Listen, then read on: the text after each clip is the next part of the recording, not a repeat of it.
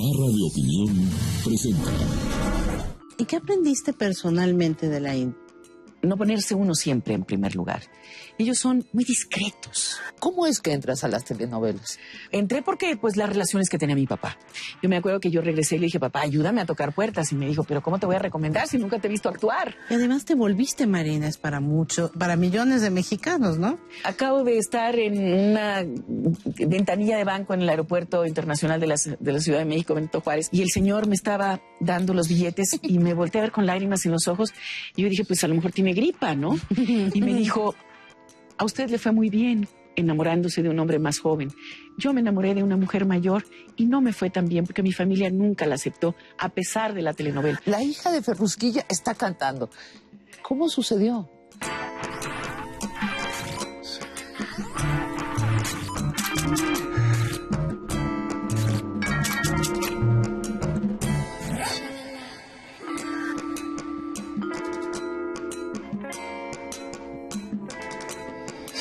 Angélica, qué gusto que estés aquí, bienvenida. El gusto es para mí, después de tantos intentos fallidos, finalmente el tiempo se cumple y aquí estamos, me da mucho gusto. Gracias, Sabina, gracias, Katia. No, gracias a ti. Y Angélica, ¿dónde naciste? Aquí, en la Ciudad de México, en la Avenida Insurgentes. Ahora ya muy desmejorada en términos estéticos, pero en la Avenida Insurgentes, en el centro de la ciudad. Tu segundo apellido es Stransky. ¿Tu mamá es judía? Pues supuestamente el apellido puede ser o no judío. Yo supongo que sí, pero pues nunca hemos practicado esa religión, nunca hemos realmente vivido culturalmente como una familia judía. Mi abuelo, nacido en lo que era antes el Imperio Austrohúngaro, soldado de los ejércitos del emperador Francisco José, y luego preso en la Isla del Hombre en Inglaterra durante la Primera Guerra Mundial. Nada tonto, cuando vio que empezaba la Segunda dijo, me voy a México. Y entonces aquí vivió el resto de su vida hasta 1968, en que falleció. Arturo Stransky. ¿Por qué México? ¿Por qué decidió venir a México? Pues tanta gente venía, yo creo que con la idea de finalmente terminar en los Estados Unidos. Él yo creo que no. Él tenía un primo acá que había entrado por Nueva York. Ahora, por el otro lado, eres hija de un célebre compositor, uno de los más célebres compositores de música vernácula, José Ángel Espinosa Ferrusquilla. ¿Cómo viviste esa infancia con ese papá?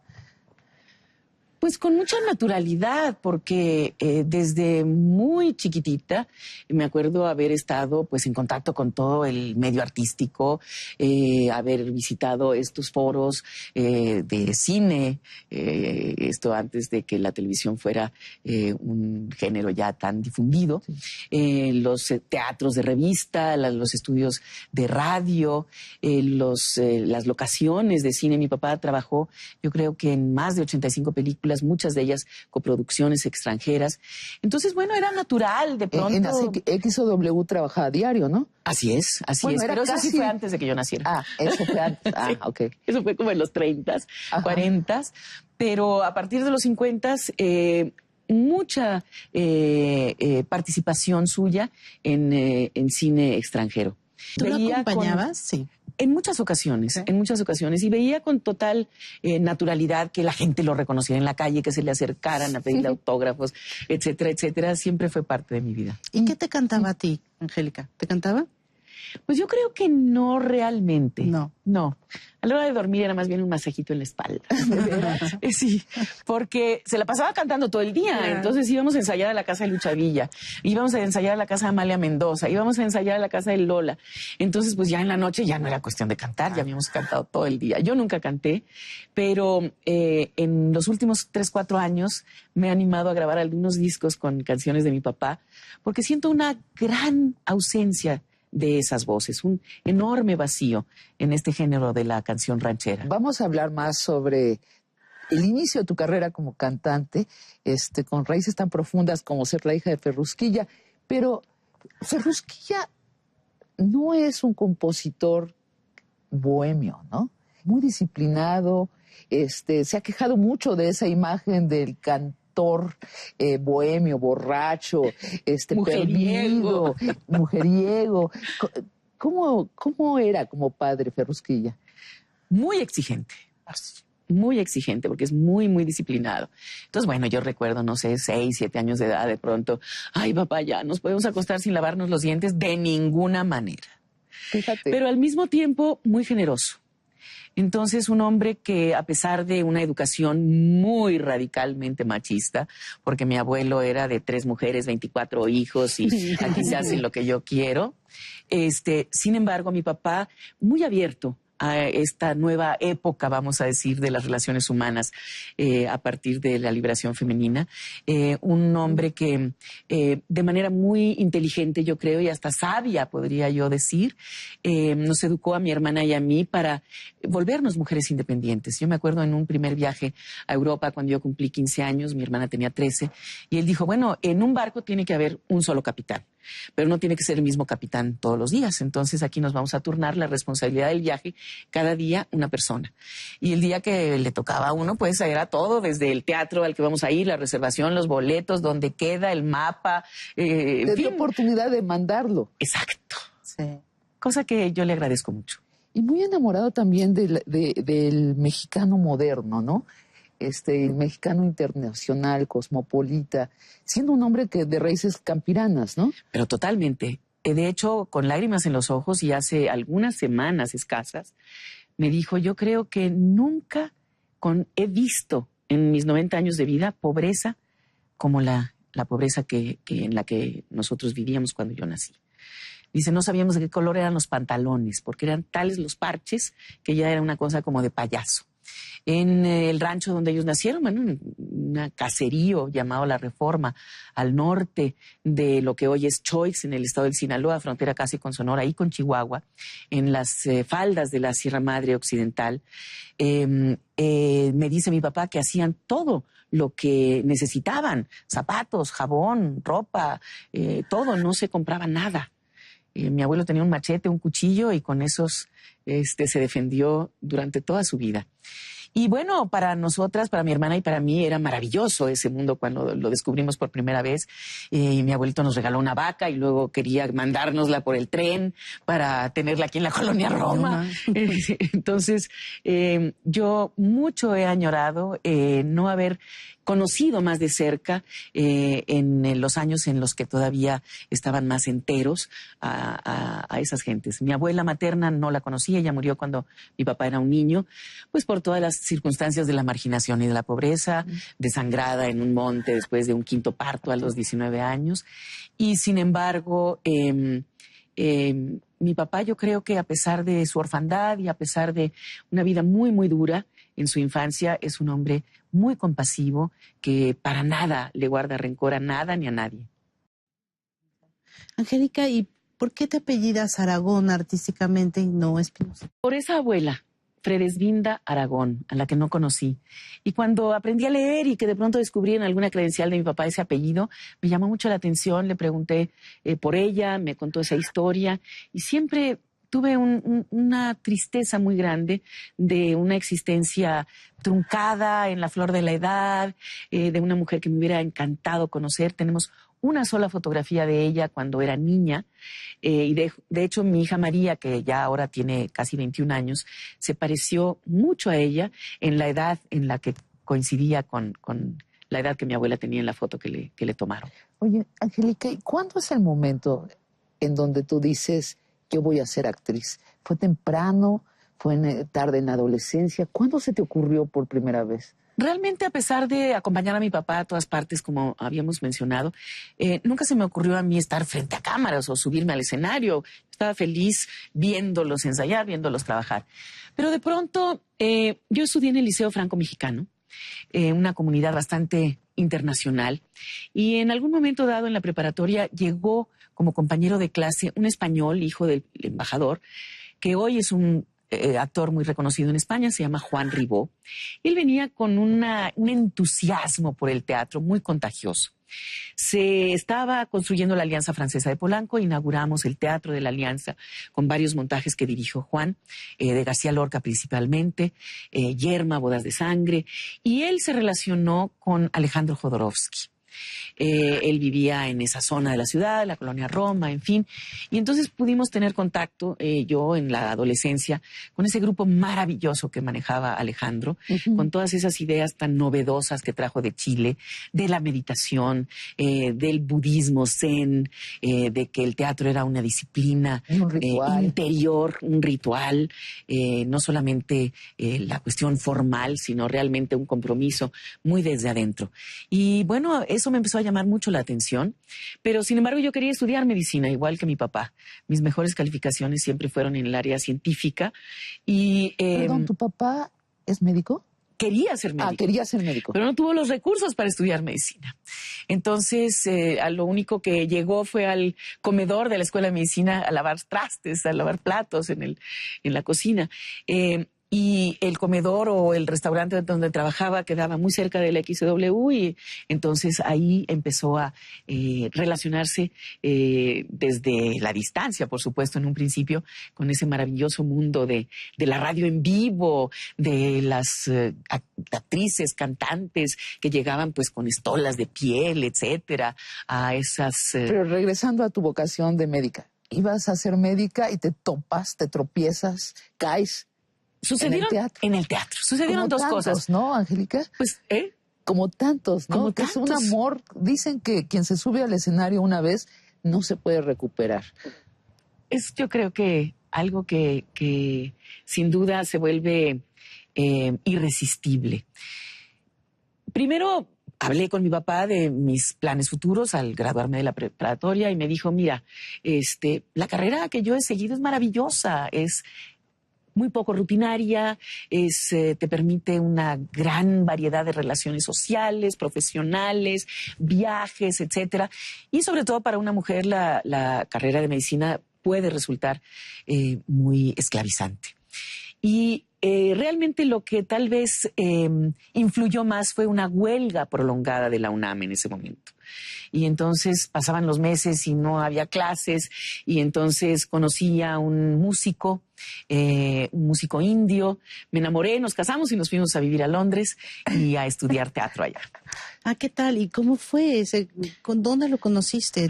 En el Hotel Camino Real. ¿Tan rápido así? Aquí en Mariano Escobedo.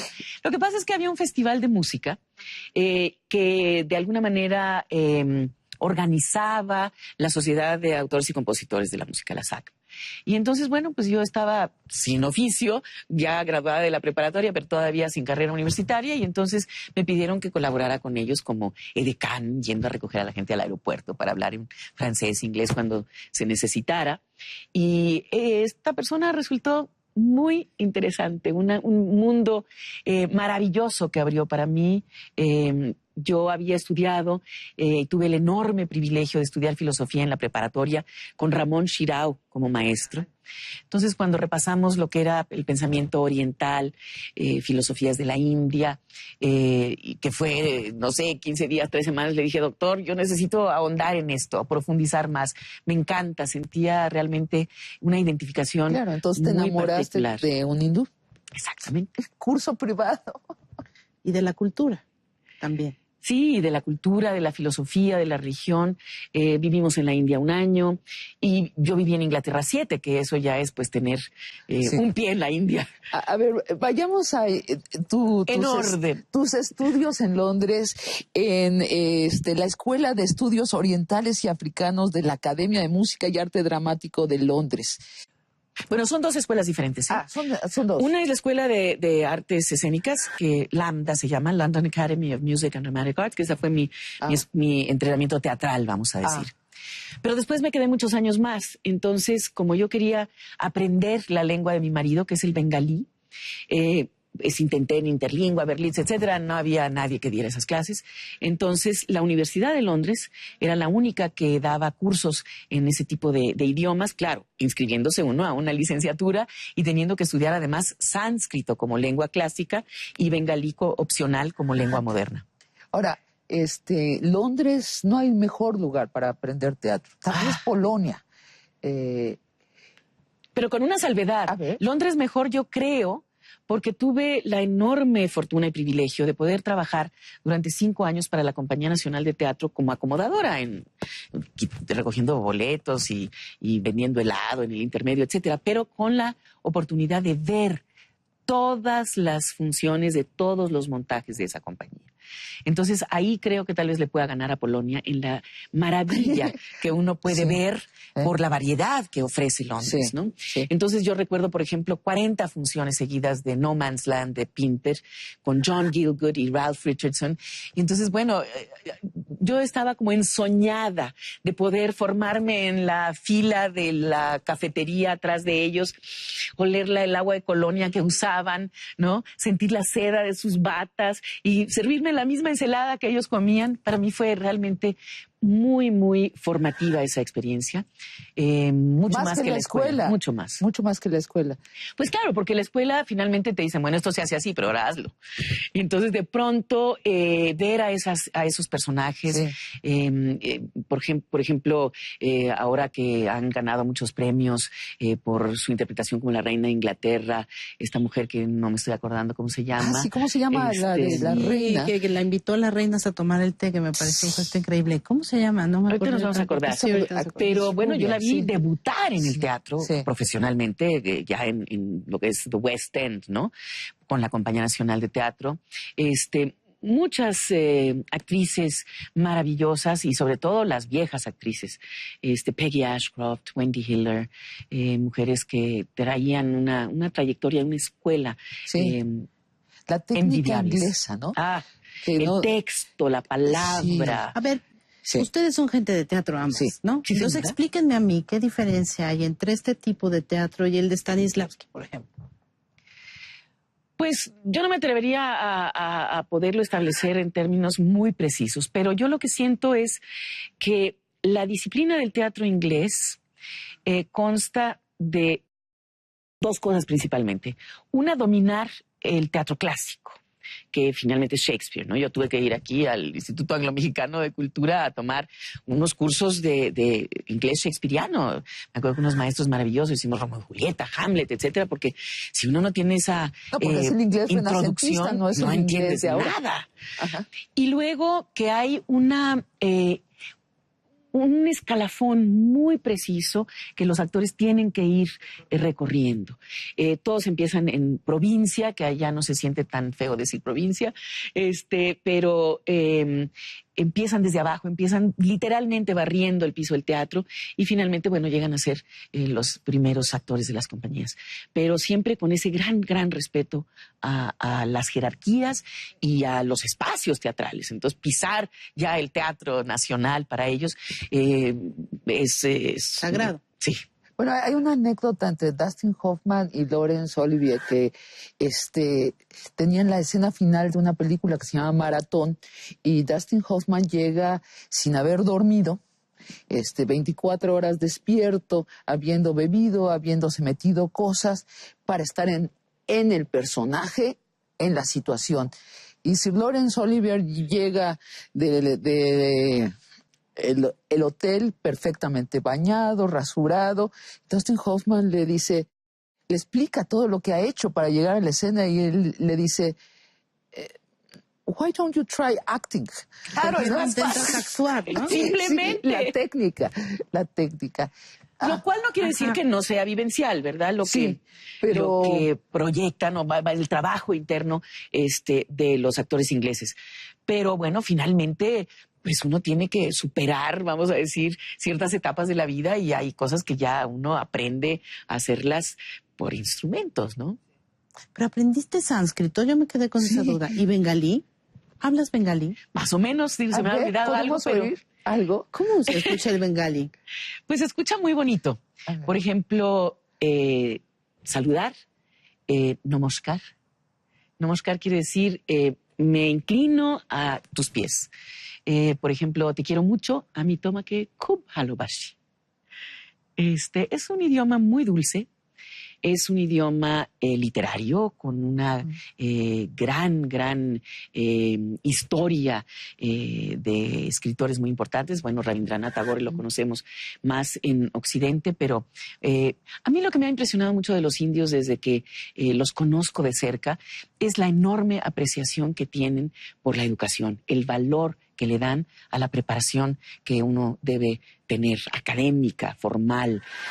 Tantas gentes que uno no consideraría que tienen esa preparación, porque son gente sencilla, son gente modesta, y sin embargo ahí están 2, 3 doctorados, etcétera.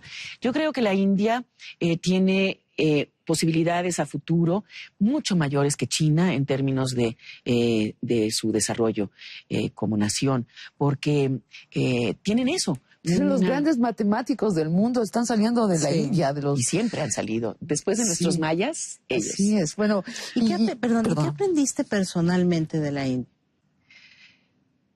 ¿Qué será? Yo creo que el no poner siempre en primer lugar, no ponerse uno siempre en primer lugar.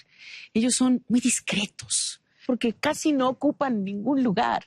Es decir, no se jactan de lo que saben, de quiénes son. Siempre son sumamente discretos, muy, ¿cuál sería la palabra? Ubicados, yo creo. Están conectados a la naturaleza de una manera muy agraciada y también son extremadamente cariñosos y son muy hermosos físicamente. ¿Sí? Sí, totalmente.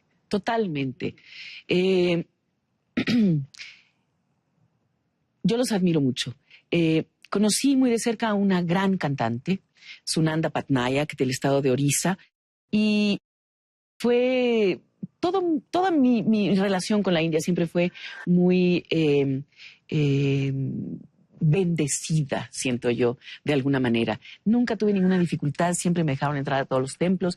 Y yo me acuerdo que Sunanda fue la primera que me abrió la puerta, vamos a decir, de lo que es la religión hindú. Y entonces yo, pues, tímidamente entré al templo, no quería, hacer nada que fuera a resultar ofensivo. Y me dije, estás en la casa de Dios, llega hasta donde está, que era, pues, hasta el centro, al frente, ¿no?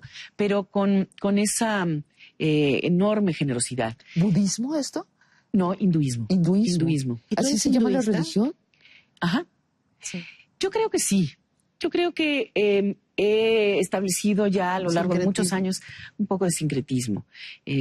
Pero admirando muchísimo, no solamente la religión hindú, sino esos enormes y maravillosos poemas épicos sobre los que se funda, sobre los que se basa su religión, el Mahabharata y el Ramayana. Esos. Y luego, bueno, tuve oportunidad de estudiar teatro allá, que eso sí fue maravilloso. Estudié danza en la Escuela de Danza Contemporánea de Inglaterra, como la alumna externa, porque no fue nunca mi especialidad, pero sí como parte de la formación actoral. Y en el sótano vi anunciada así un papelito, unas clases de danza clásica del sur de la India, con una maestra espectacular, una trenza de este grueso hasta acá, divina, unas cejas maravillosas, pero sobre todo una gran bailarina de lo que yo considero que es lo que sobrevive la forma teatral más antigua de la humanidad, viva, que es el Kathakali. Eso se enseña, se practica y se ve únicamente en el suroeste de la India, en el estado de Kerala. Y bueno, mis suegros, bailarines los dos, bailarines clásicos. A él no lo conocí, formaban parte de la compañía de Uday Shankar, hermano de Ravi Shankar, en la época en la que la India estaba en proceso de independencia, con unas coreografías muy interesantes de tipo social y político, pero dentro de la estructura clásica. Vi fotos únicamente de eso y muchos artículos de prensa de las giras que hicieron por Europa. Esto en los años del 40 al 45 más o menos. Y por relación con ellos, conocimos a muchos otros maestros después, ya cuando mi marido y yo viajamos a fines de los 70s. Y entonces, pues terminamos en esta escuela maravillosa de danza, en donde no hay entrada para las mujeres. Y sin embargo, como una deferencia por venir de donde veníamos con estas recomendaciones, pude yo entrar a sentarme en la puerta. ¿Cómo crees? Para ver desde ahí la clase, sí. Tomé clases particulares con ellos, nunca pude entrar al salón de clases porque es una danza exclusivamente masculina. Los hombres, al igual que en el kabuki, interpretan los papeles femeninos.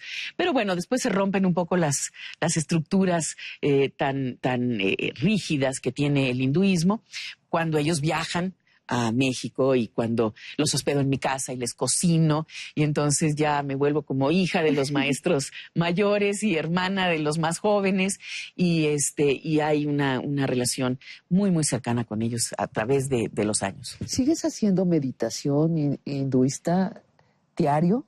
Pues más o menos, porque son muchos los viajes y muchos los, digamos, trastornos de horarios y todo eso, pero procurando por lo menos silencio, por lo menos algo de introspección, algo de orden mental. Pero mucho más en los últimos años, fascinada, muy, muy estimulada por la cultura maya, por lo que son las profecías mayas, pero sobre todo por la astronomía, ver de qué manera la ciencia contemporánea está recién en el año 2010 alcanzando los niveles de entendimiento que tenían los mayas de lo que es el cosmos, de lo que es el universo, de lo que somos dentro de esa maravillosa estructura. ¿Y esto es un estudio que emprendes sola o perteneces a un grupo? No. Sola. Oye, Angélica, y estabas en Londres y estabas en la India. ¿Cómo regresaste a México? Eso tuvo la culpa Ry Cooder. Él hizo una gira a Londres con un gran acordeonista tejano que se llama El Flaco Jiménez.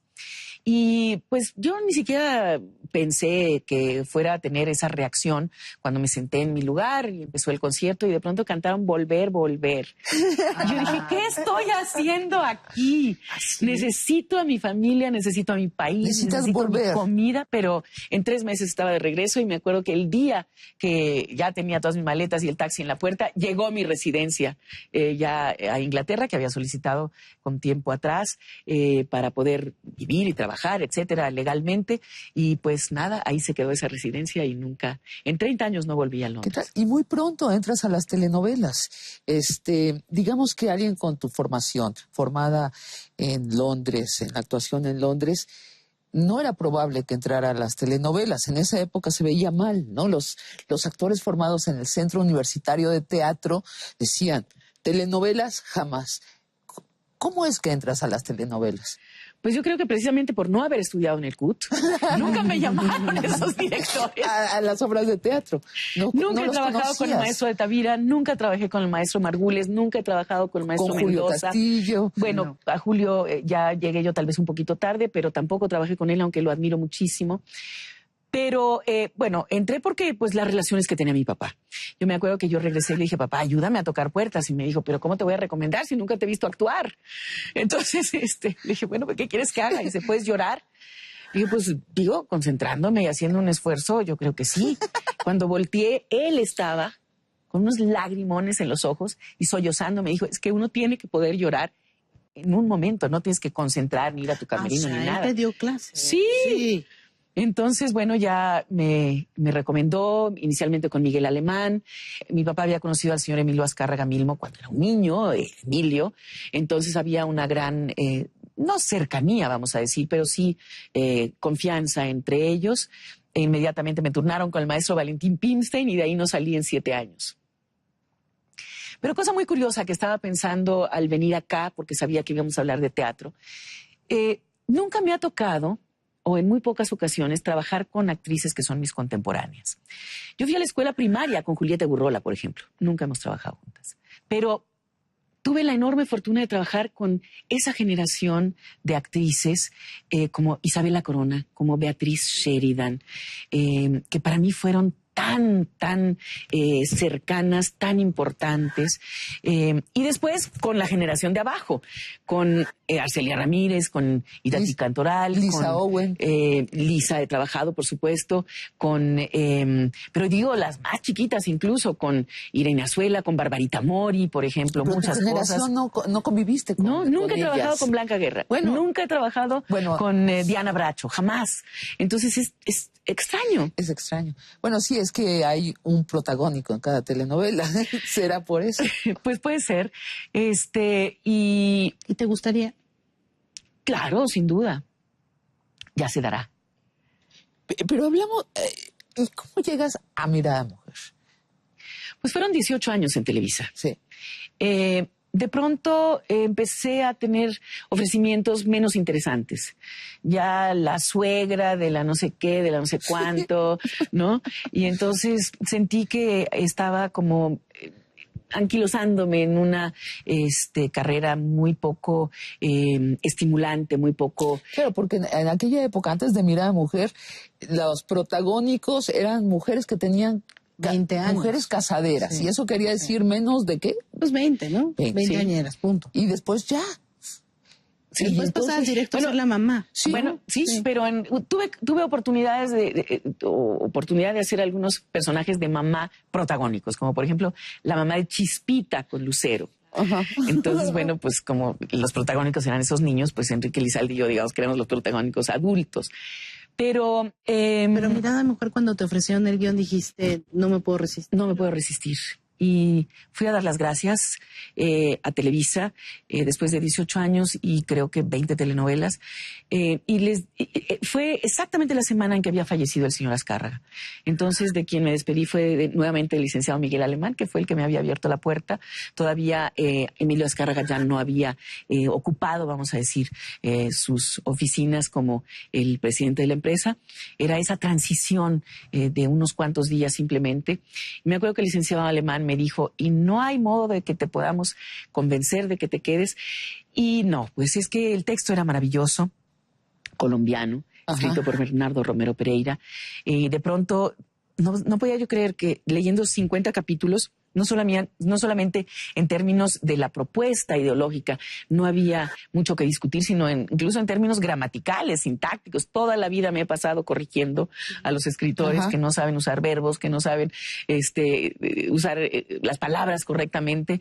Y yo he tenido grandes maestros, he estudiado muchos idiomas, entonces me importa mucho que las cosas estén bien escritas para poder decirlas bien.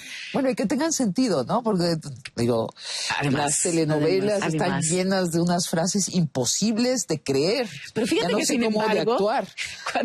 Cuando me dirigió Pedro Damián en algo, no me acuerdo qué, yo me resistí a decir una frase que me parecía lo más cursi, que era, yo no vuelvo a recibirte ni aunque me traigas tu amor en charola de plata. Le dije, Pedro, yo creo que no puedo decir eso. Se me hace tan... Y me dijo, haz un esfuerzo, dilo, sé disciplinada, ándale, hazlo. Bueno, lo dije y me sentí muy ridícula, creo que hasta me ruboricé y ni modo. Pero la cantidad de gente que me felicitó por esa frase, me felicitó. Oiga, pero cuando usted le dice que aunque le traiga el amor en charola de plata, yo sentí que...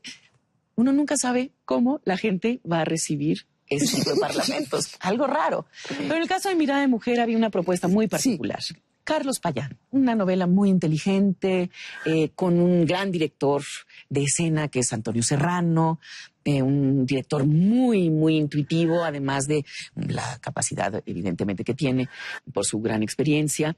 Una propuesta, como en este caso, de 4 paredes, la cuarta pared con presente, el movimiento de cámaras. Sin embargo, había trabajado en Televisa en una telenovela que dirigió el maestro Jorge Fons, donde por primera vez usamos rieles, etcétera, etcétera. Pero esto superaba aquella propuesta. Sí, fue una revolución. A nivel visual era muy distinta Mirada Mujer a las otras Teníamos telenovelas. a Tere Pecanins como directora de arte. Entonces los cuadros que colgaban en la casa realmente eran de artistas mexicanos, no un póster de Japan Airlines enmarcado. Casi todos los actores eran de escuela, ¿no? Sí, claro. Y la consigna del maestro Toño Serrano, que era no usar apuntador. Nadie Ni Fernando Luján, que pataleó. Oye, se y quejó eran unas muchísimo. escenas larguísimas. Yo me acuerdo de diálogos en Mirada de Mujer que duraban de corte comercial a corte comercial, 2 personas sentadas 15 a una minutos. mesa hablando. Sí. De memoria. De memoria en términos ¿Sin muy- improvisación? ¿O con de algo, memoria? con algo de improvisación. Sí, pero ya un entendimiento tan orgánico, vamos a decir, de los personajes. Al actor siempre le pasa eso, tú lo sabes, Sabina, porque trabajas con actores que seguramente te refutarán cosas como dramaturga, ¿no? Porque mi personaje no usa este cuchillo, discúlpeme.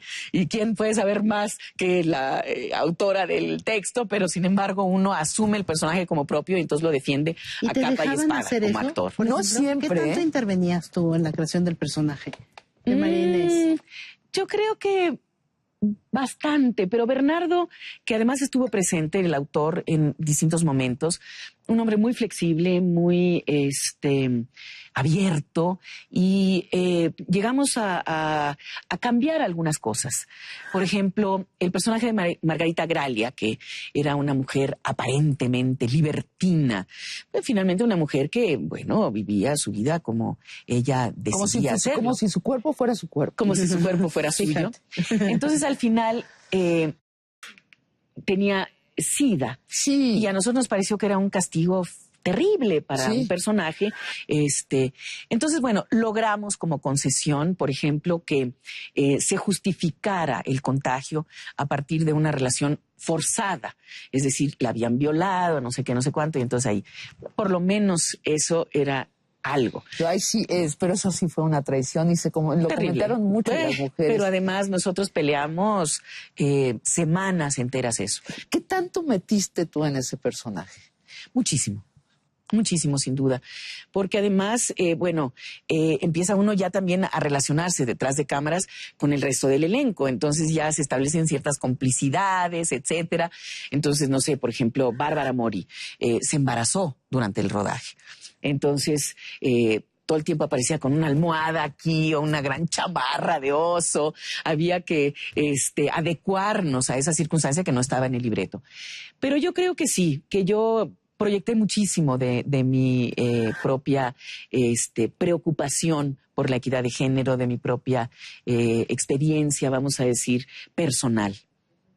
Pero hablado, ¿verdad? Abiertamente. Con el escritor. Con el escritor y sobre todo con Antonio Solano. Claro. Sí. Y además te volviste María Inés para millones de mexicanos, ¿no? Pero a mí me pasa todos los días, Katia, y si quieres, ahorita salen hasta la fecha. Acabo de estar en una ventanilla de banco en el Aeropuerto Internacional de la Ciudad de México, Benito Juárez, hace 3 días, y el señor me estaba dando los billetes y me volteé a ver con lágrimas en los ojos. Y yo dije, pues a lo mejor tiene gripa, ¿no? Y me dijo, a usted le fue muy bien enamorándose de un hombre más joven. Yo me enamoré de una mujer mayor y no me fue tan bien porque mi familia nunca la aceptó, a pesar de la telenovela. 13 años después se le rodaron las lágrimas. Entonces, claro, abajo de la ventanilla yo meto la mano, señor, qué pena me da, inténtelo de nuevo. Eso fue hace 3 días. Entonces, dejó sin duda, yo creo que una huella muy importante esa telenovela. La hija de Ferrusquilla está cantando. ¿Cómo sucedió? Pues mira, las grabaciones originales, vamos a decir, las canciones de mi papá, algunas tienen 50 años. Ya no había en las tiendas oportunidad de conseguir discos con sus canciones. La RCA Víctor, cuando todavía tenía ese nombre, en una serie de colección de oro o algo así de varios autores, emitió un disco doble con tal vez 40 canciones de mi papá. Feísimo disco porque pues, simplemente pegaron una tras otra y entonces no hay un concepto, ¿no?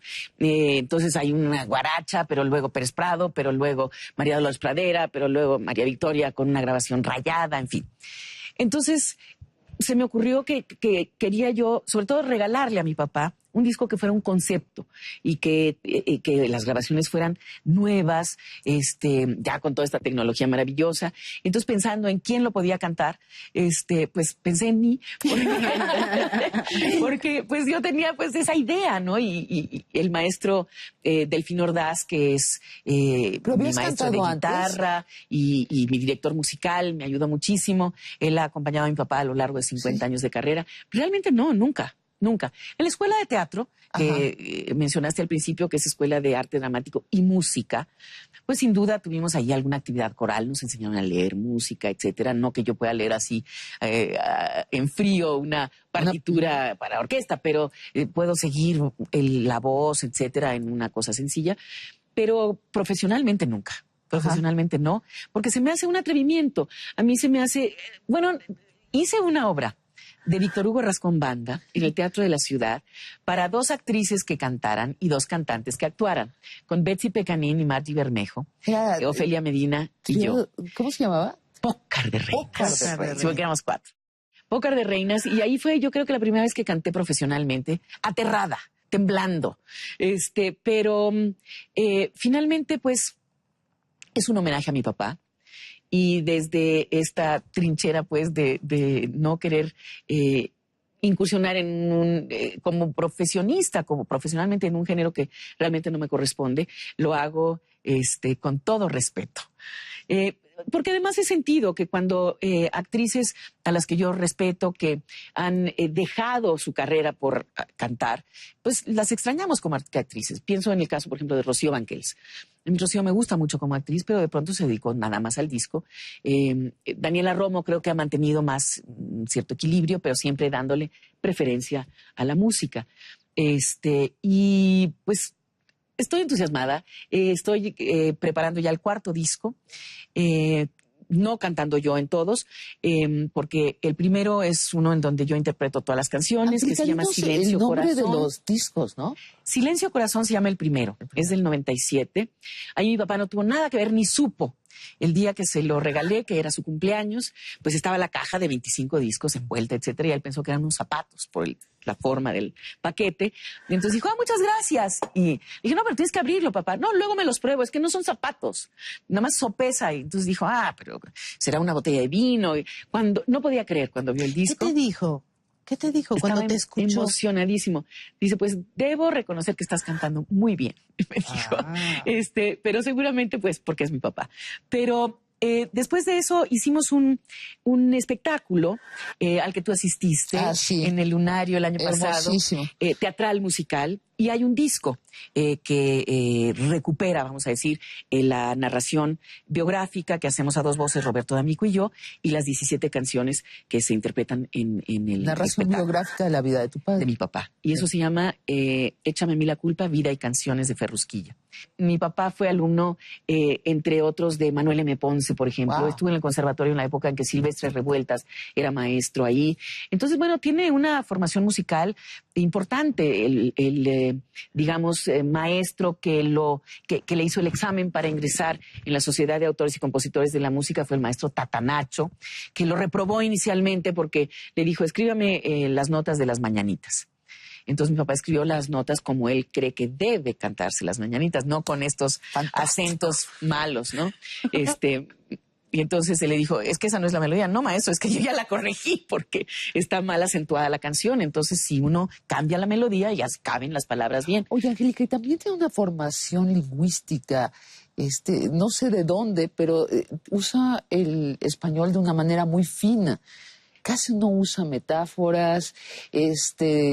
Vaya, me he detenido a estudiar las canciones de tu papá. ¿De dónde viene eso? Yo creo que de su falta de preparación escolar, vamos a decir, que ha hecho que él, como autodidacta, tuvo grandes maestros en su infancia, pero pues eso ya hace muchísimo tiempo y en aquella época la escolaridad era de muy pocos años. Pero él se ha preocupado siempre por perfeccionarse, siempre con diccionarios en la mano, siempre escuchando a las personas en el radio que saben más que uno cuando las encuentra uno, aprendiendo idiomas a través del radio, aprendió francés, aprendió alemán, y con un rigor muy particular para el uso del lenguaje. Me acuerdo que cuando García Márquez propuso que todas las S, el sonido S se escribiera con la letra S, mi papá dijo, oye, pero si Cervantes pudo con el español, ¿por qué nosotros no? Queriendo además utilizar el lenguaje en toda su riqueza. Pero además yo diría una cosa, él es un gran admirador del maestro José Alfredo Jiménez, diciendo que es el poeta del pueblo, en el sentido que pinta, ¿no? En la primera frase y con 3 palabras, una escena maravillosa. Llegó borracho el borracho. Con eso ya estuvo. Pero, a diferencia del maestro José Alfredo, y eso lo puedo decir yo, no lo va a decir mi papá nunca ha escrito una canción de despecho y nunca ha escrito una letra ofensiva hacia la mujer. Hay una canción, el disco que yo hice primero se llama Silencio Corazón, porque la viuda de José Alfredo le pidió a mi papá que terminara algunas letras que el maestro dejó inconclusas al morir. Y entonces de ahí salieron 4 canciones. De esas 4, una de ellas es Silencio Corazón. Y a mí me gusta mucho. Creo que es muy afortunada, pero dice cosas que mi papá nunca hubiera dicho. Le habla el que canta al corazón y entonces le dice, pensando en su maldad, lograrás aborrecerla. Mi papá nunca habla de aborrecer. Y luego dice, finalmente te vas a convencer que todas son iguales. Digamos, de traicioneras, ¿no? Las mujeres. La austeridad y la transparencia en el gasto público han pasado a formar parte del discurso oficial. Por eso no es extraño que nuevamente el jefe del Poder Ejecutivo envíe al Congreso un proyecto de recorte de 40,000 millones de pesos. Este recorte se haría al eliminar duplicidad de funciones y servicios extras de servidores públicos de alto nivel. Sin embargo, este recorte no es relevante, pero cumple con la función de satisfacer la necesidad, la demanda pública de que el gobierno no gaste más de lo que ingresa.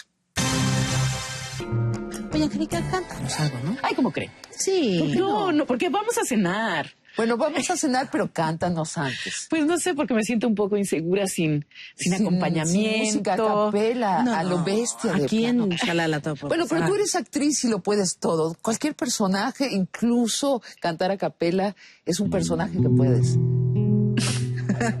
¿Ustedes trajeron un guitarrista o qué? Así es. ¡Ay, maestro! ¿De dónde sales? El maestro Delfín Ordaz. Buenas noches. Siempre contigo. Gracias, maestro. Bienvenido a mi corazón. Pues, si les parece bien, ya que hemos estado hablando de Échame a mí la culpa, descubrí una versión de Julio Iglesias que la canta en español, como fue escrita, pero también en francés y también en portugués. Y entonces, esas versiones no se conocen aquí porque los discos que llegan acá no las traen, al menos que uno comprara el disco en Europa. Entonces, esta sería Échame a mí la culpa en francés. Ah, fantástico. Tu sais mieux que personne que je m'efface. Tu m'as trahi, c'est vrai, j'en souffre encore. J'ai perdu ce combat de guerre, hélas. Sache que malgré tout, je t'aime toujours. J'ai toutes les raisons pour te maudire. Et je ne veux pour toi que du bonheur. Au-delà, dans ta conscience, laisse-moi l'enfer. Prends la gloire. Dis que la faute de cette histoire, elle est à moi.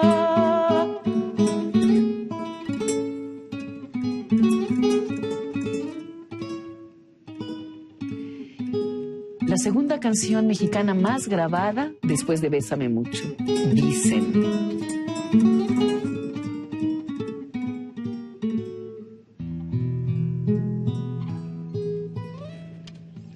Garde ta dignité si ça t'arrange. Dis-leur que j'ai eu tort, que j'ai menti.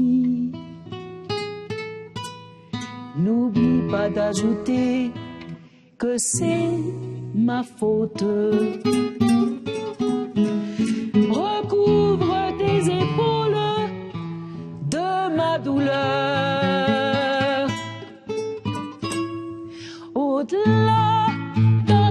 conscience, laisse-moi l'enfer, toi prends la gloire, dis que la faute de cette histoire, elle est à moi.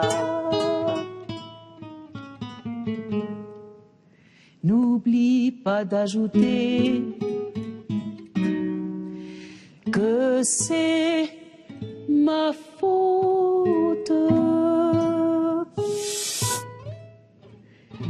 Gracias, maestro. Sí te la sabes. Gracias, Angélica. Muchas gracias a ustedes. Un gran placer. Muchísimas gracias. Gracias, Sabina. Gracias, Katy. Gracias. Y salud. Salud. Salud, güey. Salud. Barra de Opinión presentó. Si una de las garantías constitucionales electorales que deben tener los ciudadanos es el de la certeza, entonces en el tema de las alianzas partidistas para elecciones a gobernador enfrentan la falta de una autoridad responsable. El Instituto Federal Electoral debería intervenir para evitar que los partidos engañen a los electores. Los partidos políticos se registraron para presentar y representar propuestas ideológicas específicas. Son válidas las alianzas y coaliciones cuando hay posibilidades de coincidencias programáticas. Sin embargo, la alianza PAN-PRD ha llevado a la unión de dos ideologías contrarias, la izquierda y la derecha, y con ello han confundido a los ciudadanos. La pasividad del Instituto Federal Electoral le ha reducido la certeza electoral a los ciudadanos, y para colmo, los candidatos de la alianza son priistas o han sido priistas. Por ello es que la autoridad electoral debe cumplir su función y replantear las alianzas entre partidos de ideologías contrarias y excluyentes.